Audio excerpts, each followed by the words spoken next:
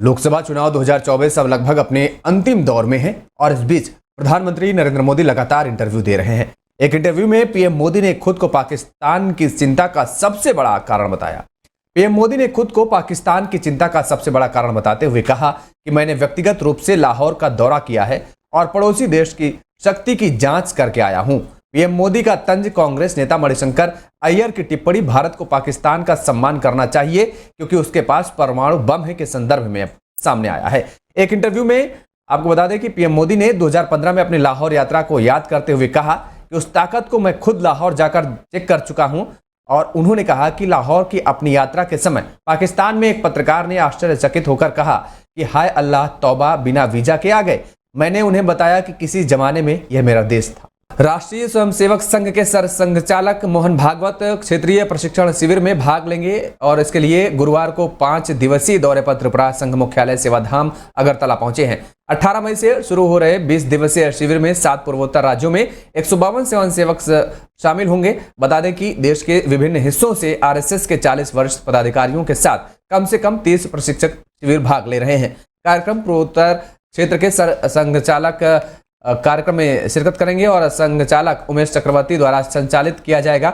वहीं आपको बता दें कि राजनीतिक पंडितों का कहना है कि आरएसएस ने पूर्वोत्तर राज्यों में अपना आधार और बढ़ाने के प्रयास अब तेज कर दिए हैं। आरएसएस से जुड़े 2 दर्जन से अधिक अराजनीतिक संगठन इस क्षेत्र में अब सक्रिय नजर आने लगे हैं।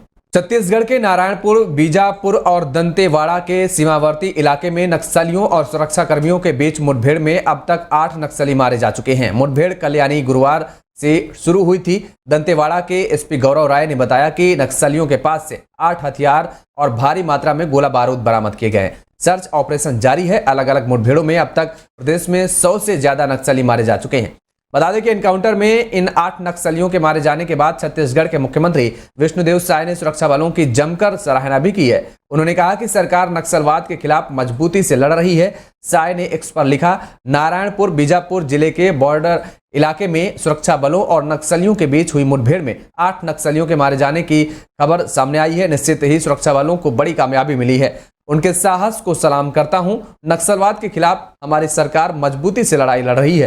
प्रदेश से नक्सलवाद को खात्मा किया जाएगा और उनका यही लक्ष्य है। इस घटना के साथ ही इस साल राज्य में सुरक्षा बलों के साथ अलग अलग मुठभेड़ों में अब तक 110 से ज्यादा नक्सली मारे जा चुके हैं और इससे पहले 10 मई को बीजापुर जिले में सुरक्षा बलों के साथ मुठभेड़ में 12 नक्सली मारे गए थे। वहीं 30 अप्रैल को नारायणपुर और कांकेर जिले की सीमा पर सुरक्षा बलों के साथ मुठभेड़ में 3 महिलाओं सहित 10 नक्सली मारे गए थे और इसके अलावा सुरक्षा बलों ने 16 अप्रैल को कांकेर जिले में मुठभेड़ में 29 नक्सलियों को मार गिराया था।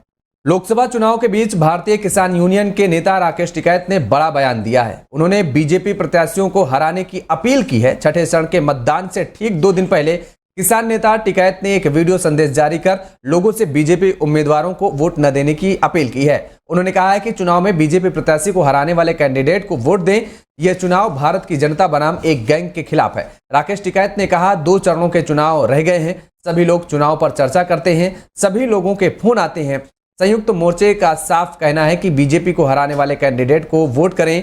ये बीजेपी की सरकार नहीं है, ये पूंजीवादियों की एक गैंग है।